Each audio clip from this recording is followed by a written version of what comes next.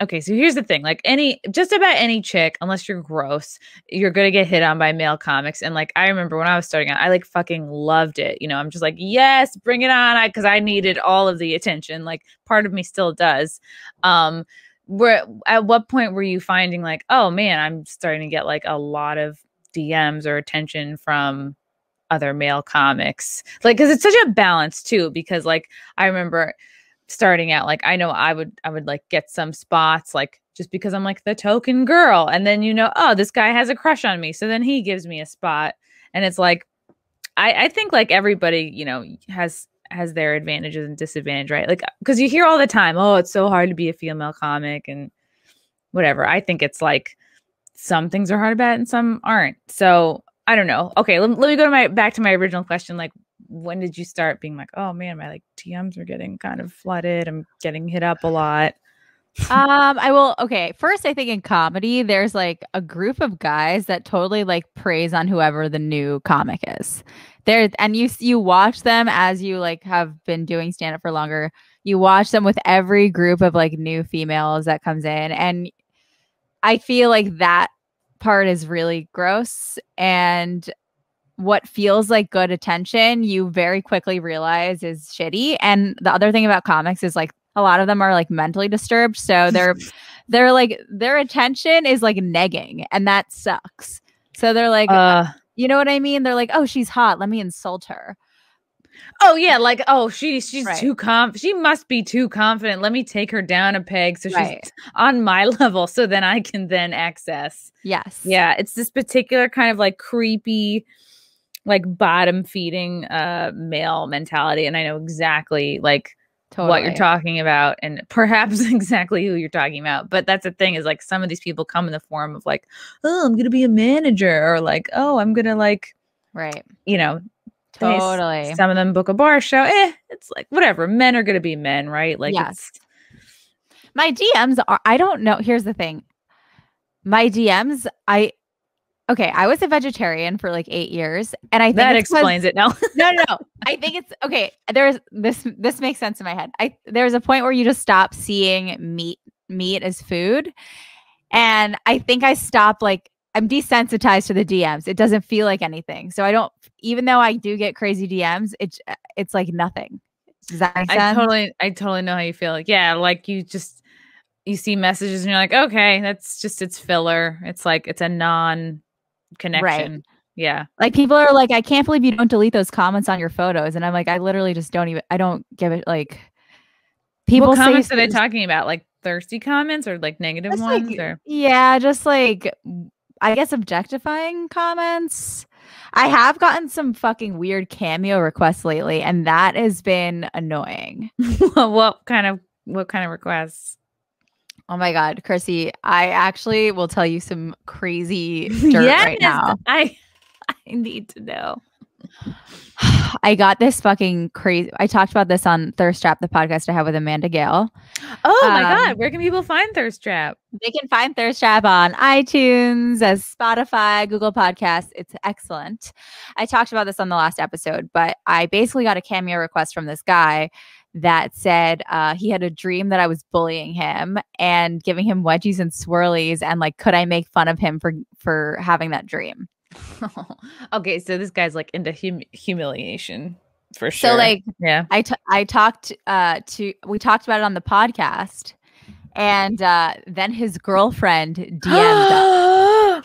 Oh my God! Wait, did you say his name in the podcast? Or you just said that some guy. I may have said his name. Yeah. Okay, that's fine. Whatever, man. Like you DM a public figure. Which is it's fucking on you, dude. All bets are off. Like, and yeah, okay, this is wild. All right, so his girl, you talk about it on the podcast. How far after does his girlfriend message you? Quickly. Here's the thing. I think this guy. I should not be talking about this, but I don't care about anything anymore. Good. I feel bad for her. I feel like this guy is an asshole. Like, I looked him up and I was like, oh my God, he has a fucking wife or girlfriend. Like, this is fucked up that he's like requesting cameo things for me. This is fucked. And I think when we talked about it on the podcast, maybe to her, it sounded like we liked him. But Okay. we were making fun of him because doing that is insane. So I guess the message she sent was like, you know, I don't know. It was weird. I never responded to it because I didn't want to get in the middle. Instead, I'm just going to talk about it publicly. Whatever, man. Like, yeah, anytime you DM a public person, it's like kind of all bets are off, because one guy, I remember this, like a couple years ago, some guy was like, "Oh, would you sell nudes?" And I was playing along. I was like, "Let me see how much fun I can have with this guy." I was like, "Oh, I've never sold a nude," and he's like, "Oh, that's okay. You can whatever. You can trust me."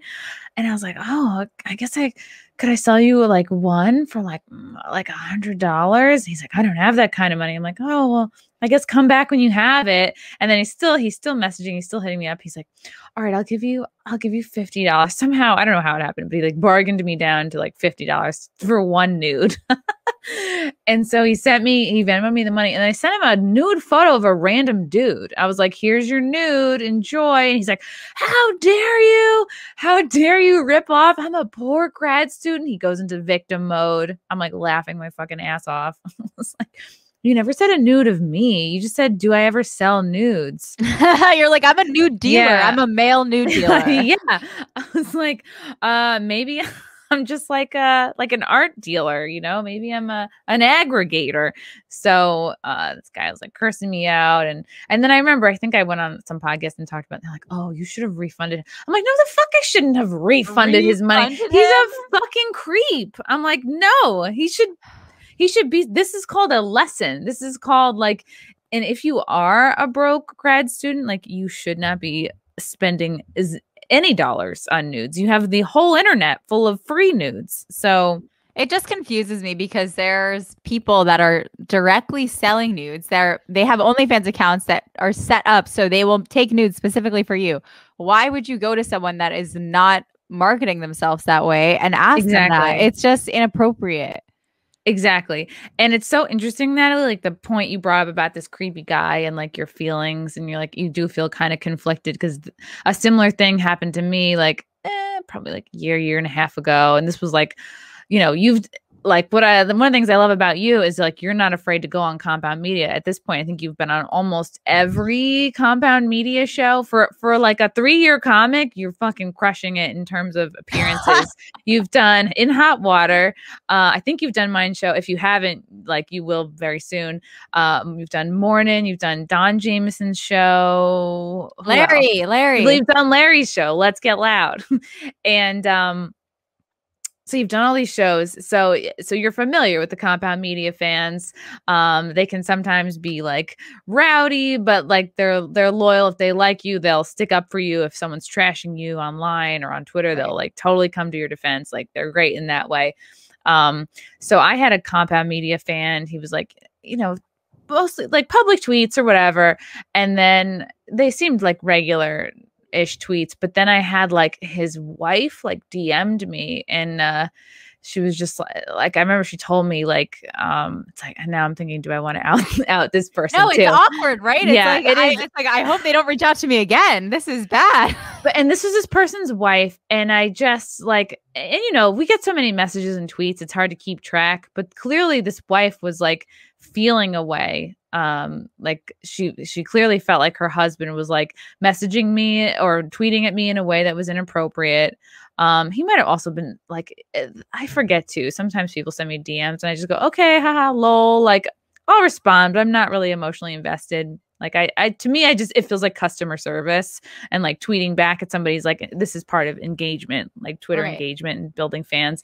So, but clearly this wife is telling me like, I feel uncomfortable. Like, it just makes me feel a way when he tweets at you. And so now I'm like, ugh, now I'm fucking in the middle of your marital issues here. Like, and it just, and then I noticed like from then on, I was like, okay, I will stop replying to this guy Steve's tweets. Like, if it makes, I mean, I kept it in the back of my mind. Like, I'm not here to pull apart a fucking marriage, Right. And then from then on, I just never responded to Steve's tweets. And I was like, okay, right. Cause I'd see his handle and I'd be like, oh, he's got that wife who's like feels away. So it's tricky to know, like, at what point is it kind of like our responsibility as like entertainers to like manage our fans, and it's something I hadn't really had to deal with before.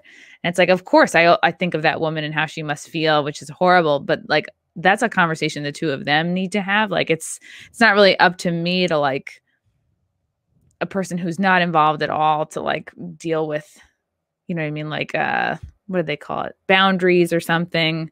I don't know. It just was like, it was the first time that it happened. And I was like, oh, wow. It's like, it's weird. Like thinking like I could be in the middle of somebody's possibly like relationship conversation. Do you know what I mean? Totally. And you wind up like when you wind up being in more than you're aware of. That's an interesting one because that is a conversation she should have with him. Like, it's nice of you that you're mindful and you're like, yeah, it doesn't take much for me to just not respond to this one guy. But yeah, it's uncomfortable because it's like, you're like, now I feel guilty that I made you feel a certain way, but I was just like responding to what was given to me. And to be fair, like, this is what's given to me and I'm responding to. I'm not really responsible for your experience because I don't know you. Yeah. And so now we have Cameo where people can request like little private videos for you, like for money, whatever it was. Like I'm on Cameo too, but like I have like a weird relationship with it. Like the last request I got, I was afraid to like fulfill it because I thought I was being trolled, So I just like didn't do it. It expired and I was like, I guess I'm not good at this. But so now you have this guy who's like willing to pay you whatever amount for this, right? Like video. Okay. And so I'm imagining you didn't do it. I did do it. You did. Okay. So here's the thing. Some other guy has said to me like, oh, on Cameo, can you talk about penises? And if someone's going to troll me, I'm going to take their money. So I'm not going to just not do the I literally do the video and I'm like, hey, Kyle, I just want to let you know I'm not going to talk about penises. Thank you. And I like take their $17. Like, it's not, if you're going to send me a request like that, I'm taking your fucking money.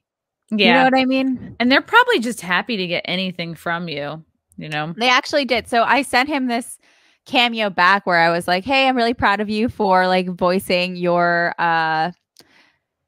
sexual desires and like being in touch with that. So good for you. And I talked about it on the podcast, I felt bad when I like looked at his Instagram and saw that he had a wife. I didn't feel like I did anything bad, but I was like, that sucks for her. But when she messaged the podcast Instagram, I felt like it was funny because I was actually we were at the Costco show. I was sitting at a table with like some other comics. I saw the DM and my jaw dropped and they're like, what happened? And I'm like, oh my God. Because I felt so terrible that this woman felt this way, but it's not anything that I did. And there's nothing I can respond. Like, I'm not going to get in the middle of her marriage. I don't care about this random dude. I'm just making fun of a situation. It's just like, I'm talking about Amanda and I have a segment called In the DMs. So we talk about what's in our DMs. If you want to DM us, you know that we're going to fucking talk about it. So I don't know.